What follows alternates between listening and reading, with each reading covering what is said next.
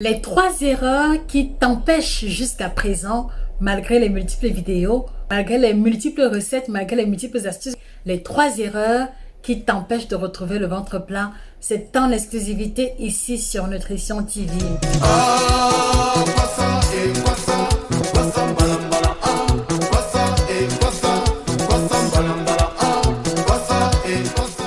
Bonjour à vous fidèles téléspectateurs, bienvenue sur Nutrition TV.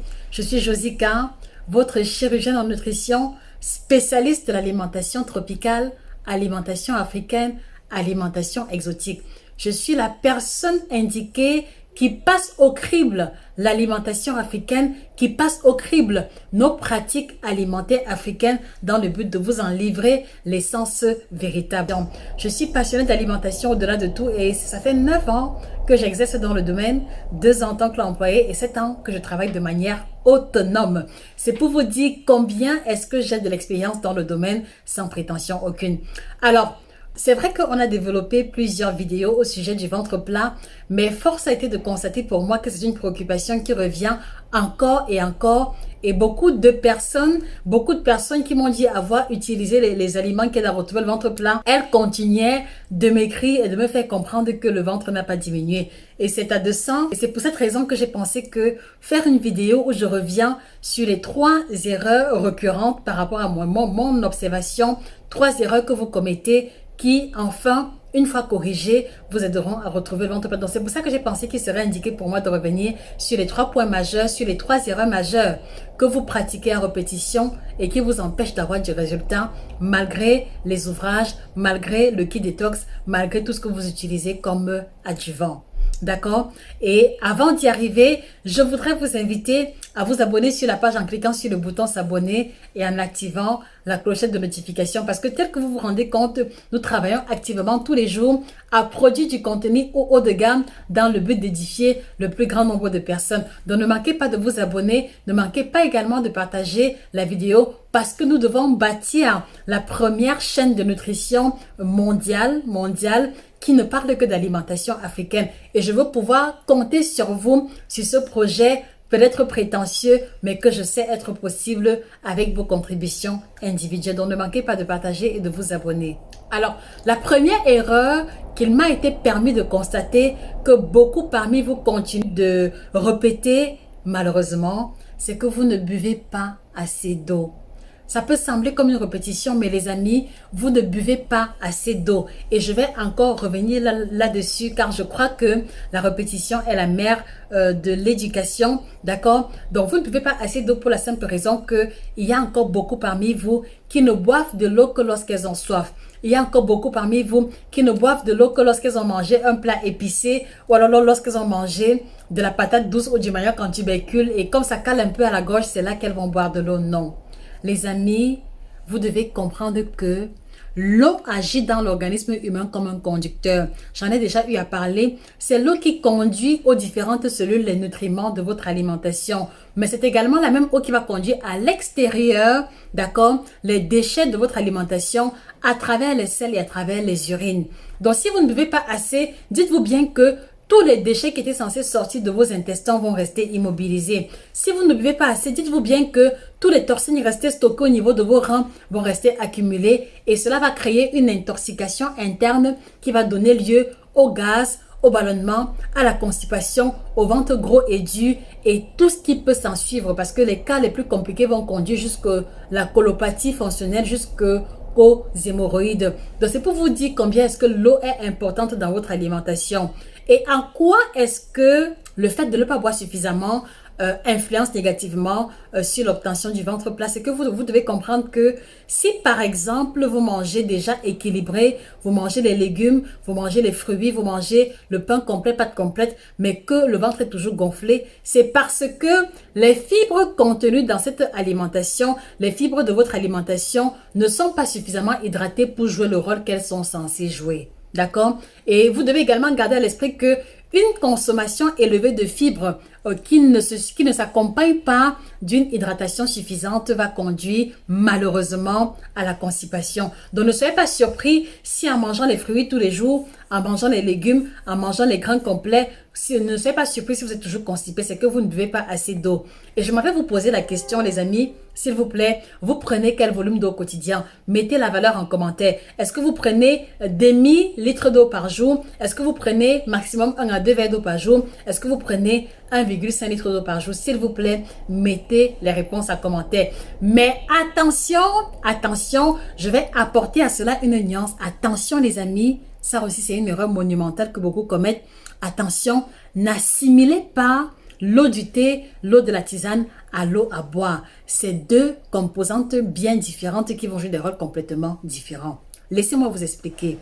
Alors, vous devez comprendre que lorsque vous prenez la tisane de citronnelle, lorsque vous prenez du thé, du café, en tout cas, une boisson qui provient de la macération d'une plante en général, la plupart des tisanes, la plupart des thés ont la vocation dite diurétique. C'est-à-dire que le café, le thé en général, ils ont pour vocation de favoriser la diurèse dans l'organisme humain. Qu'est-ce que c'est que la diurèse? C'est le phénomène par lequel l'organisme humain va se libérer de l'excédent d'eau accumulé. Voilà. Et donc, par conséquent, quand vous allez prendre l'eau, quand vous allez prendre le thé, même si vous prenez 2 litres de thé par jour, ce ne sera pas assimilable à 2 litres d'eau par jour. Est-ce que vous le saviez les amis? Si vous le saviez, mettez la réponse en commentaire. Si vous ne le saviez pas, faites-le moi également savoir. Donc, il est important que l'eau que vous buvez ne soit pas assimilable à celui du thé parce qu'ils vont jouer deux rôles différents. Donc, l'eau du thé, l'eau du café vont aider l'organisme à perdre de l'eau excédentaire, ce qui est en soi une bonne chose pour éviter la rétention d'eau. Et l'eau que vous buvez est justement cette eau-là qui va jouer le rôle de conducteur. Donc, du coup, écoutez-moi très bien, si vous prenez 1,5 litre de thé par jour, si vous prenez 2 litres de thé par jour, sachez que si vous ne buvez pas de l'eau à côté, vous allez vous retrouver à la fin déshydraté. Vous allez vous retrouver à la fin déshydraté pour la simple raison que quand vous prenez 1,5 litre de thé par jour en général, si vous comptabilisez le volume de vos urines, elles seront bien plus élevées que 1,5 litre de thé ingéré. D'accord? Si vous prenez une tasse de café par exemple, vous allez vous rendre compte que le volume de vos urines dépasse le volume d'une tasse de thé. C'est pour vous montrer à quel point est-ce que ces boissons-là sont dites diurétiques. Donc, quand je vous demande de prendre au moins 1,5 litre d'eau par jour, c'est en dehors de toute autre boisson. Donc, si vous prenez le kit détox, d'accord? Si vous prenez le thé vert, le thé citronnelle, peu importe, rassurez-vous qu'à la base, rassurez-vous qu'au commencement, vous buvez régulièrement. Rassurez-vous que vous prenez régulièrement au moins 1,5 litre d'eau. Et à côté, si vous prenez 1, 2, 3 tasses de thé, je n'ai aucun souci avec. Et à partir du moment où vous allez pouvoir jumeler la consommation de l'eau régulière, au moins 1,5 litre d'eau par jour, et la consommation des tisanes, des thés, ventre plat ou du kit détox, vous allez expérimenter un confort intestinal hors du commun. C'est-à-dire que vous allez aller plus facilement au petit coin. Vous allez vous sentir libéré des gaz intestinaux, libéré des ballonnements. Et c'est comme ça qu'au fur et à mesure, semaine après semaine, bien sûr, en plus de l'alimentation, vous allez observer une diminution de votre tour de taille. Donc, mettez en commentaire, est-ce que jusqu'ici, vous faites partie des personnes qui mélangeaient l'eau du thé et l'eau à boire? S'il vous plaît, faites-le moi savoir en commentaire. Et pour ceux également qui savaient faire déjà la différence entre les deux, en tout cas ceux qui me suivent sur Facebook, ils savent, et je suis sûre qu'ils sont au courant parce que j'en ai parlé à plusieurs reprises. Donc, première erreur, s'il vous plaît, ne la commettez plus. Faites l'effort de boire suffisamment et ne confondez plus jamais l'eau du thé et l'eau à boire parce que leur vocation dans l'organisme est complètement différente. Et avant de tomber sur la deuxième erreur que vous commettez, permettez-moi de prendre le kit détox biocertifié, la combinaison de 30 plantes biocertifiées, triple action, ventre plat détox et minceur. On l'a mis sur pied, ça fait 10 mois déjà et il continue de faire les merveilles. Les témoignages ne cessent de pleuvoir. Permettez-moi de boire à votre santé. Alors, la deuxième erreur que vous commettez, la deuxième erreur, ventre plat que beaucoup de personnes commettent, c'est qu'elles ne mangent pas assez de légumes. Ça peut sembler bête, ça peut sembler idiot, mais je vous assure que beaucoup de personnes continuent de considérer les légumes comme étant une option alimentaire. Beaucoup de personnes qui veulent retrouver le ventre plat continuent de considérer les légumes comme étant des aliments que l'on doit manger uniquement lorsque l'on veut maigrir. Il n'en est rien. Voilà. Et permettez-moi de vous préciser que les légumes ne sont aucunement une option alimentaire dans la mesure où non seulement ils font partie de l'équilibre alimentaire, donc pour manger équilibré, vous devez avoir les légumes dans votre alimentation tous les jours, pas seulement quand c'est la saison, pas seulement quand vous en avez envie, pas seulement lorsqu'on vous les sert. Vous devez avoir les légumes dans votre alimentation tous les jours. C'est fondamental et c'est non négociable. Alors, quel est le rôle, quel est le lien entre la consommation des légumes et le ventre plat? Je pense que vous le savez, les légumes sont gorgés d'énormément de fibres. Et les fibres solubles et les fibres non solubles qui vont avoir la vocation principale, mais vraiment subtile, d'améliorer votre digestion. Et laissez-moi vous expliquer comment est-ce que la consommation des légumes améliore la digestion. Alors, vous devez savoir que dans les légumes, on a les fibres, d'accord? On a les fibres telles que la cellulose, telles que l'hémicellulose. Et ces fibres-là, pour la plupart, quand elles vont se retrouver au niveau des intestins, elles vont nourrir, elles vont alimenter la flore bactérienne. Qu'est-ce que c'est exactement? C'est la colonie de bactéries non dangereuses qui est présente dans tous les intestins humains et qui ont pour rôle de décomposer les déchets alimentaires dans le but de les éliminer et de favoriser, d'améliorer la qualité de notre digestion. Donc, quand vous allez manger les légumes, ils vont vous aider à nourrir, à alimenter la flore bactérienne qui va avoir de quoi décomposer. Et une fois qu'elle a de quoi décomposer, c'est pour ça que vous êtes en mesure d'aller au petit coin de manière plus fluide.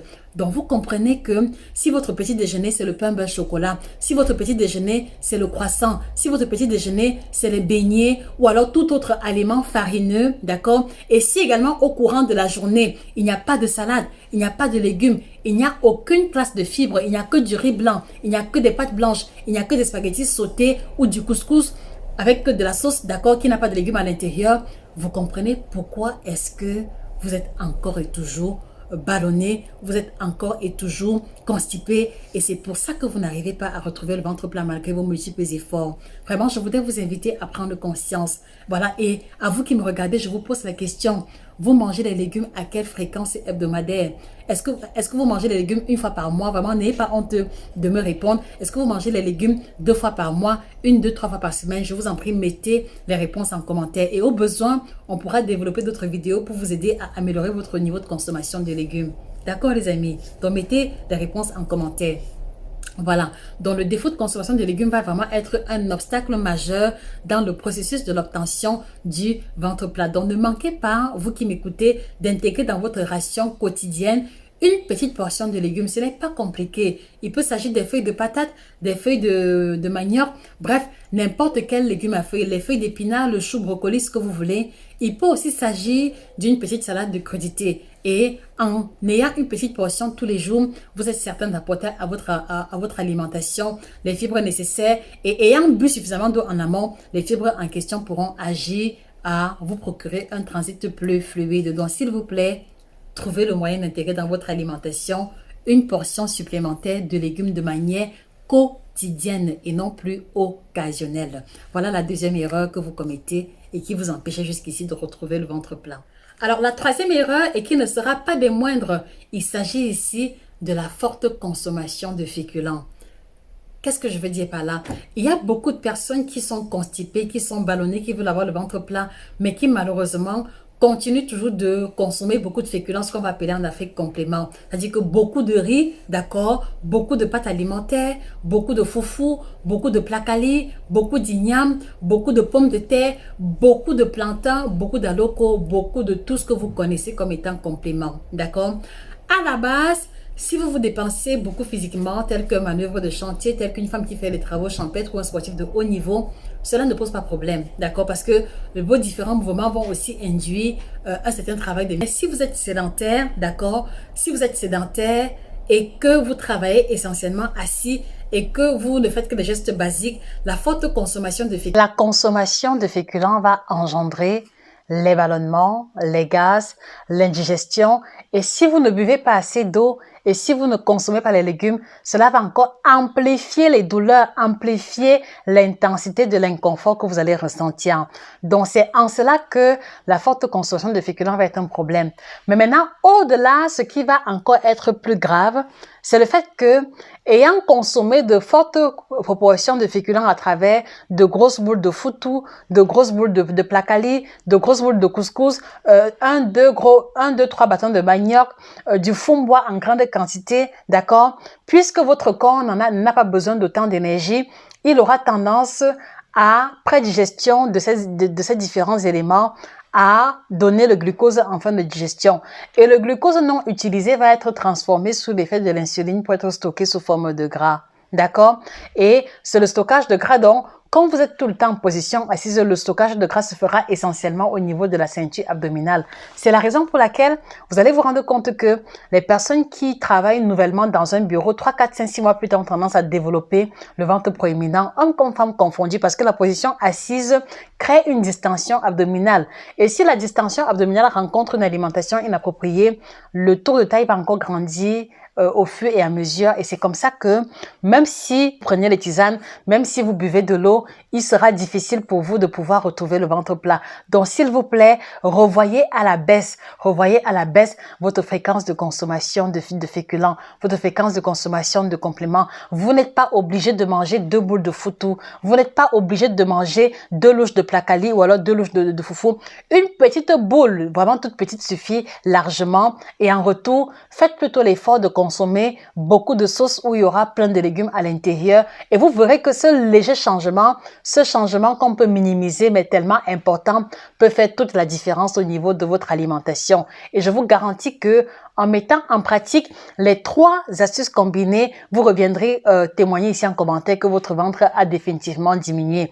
Donc, s'il vous plaît, je vous encourage pour la semaine à venir à mettre en pratique les 3 astuces, à corriger les 3 erreurs que vous commettiez jusqu'ici et qui vous empêchaient de retrouver le ventre plat. Et après avoir mis en pratique, revenez également nous dire si vous le souhaitez, ce qui s'est passé à votre niveau. Est-ce que le ventre a diminué? Si oui, de combien de centimètres? Mais je sais que votre ventre diminuera. Et si à cela, vous pouvez rajouter la pratique de l'activité sportive, d'accord, cela aidera encore davantage puisque vous serez en train d'augmenter le niveau de métabolisme du corps qui va induire une perte de poids, qui va induire l'utilisation de la graisse stockée au niveau du ventre pour le métabolisme général.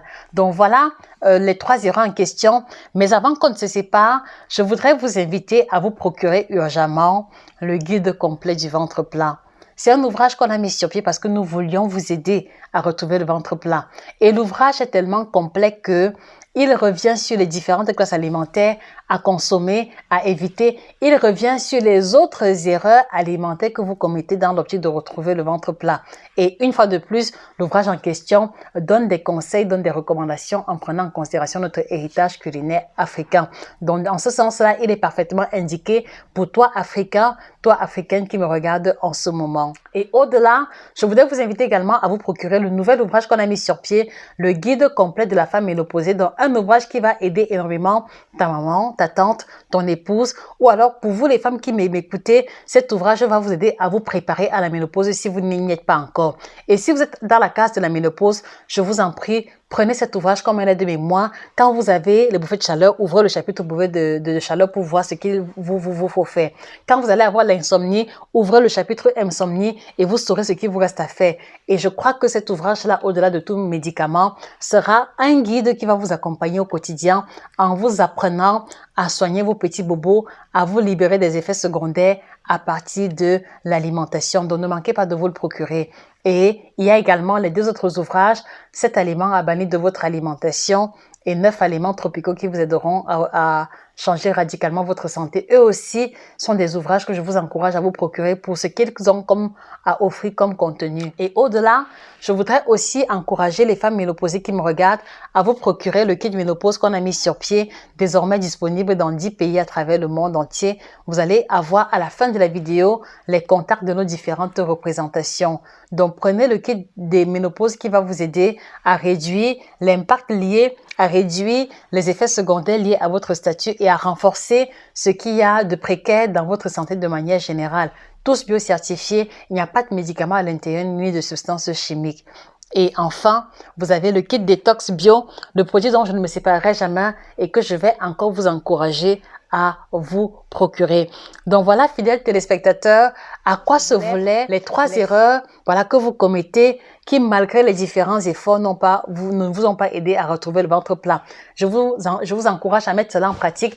Et avant qu'on ne se sépare, je vous invite à vous abonner sur la page parce que très prochainement, on reviendra sur un élément clé qui est aussi important pour retrouver le ventre plat. Donc, pour ne pas rater cette vidéo, je vous invite à vous abonner et à partager également la vidéo parce que je compte sur vous pour pouvoir bâtir la première grande communauté d'alimentation africaine. Donc, abonnez-vous, invitez vos amis, vos connaissances à le faire et ensemble, je sais que nous saurons faire de l'impact et donner à l'alimentation africaine toutes les lettres d'or qui lui reviennent.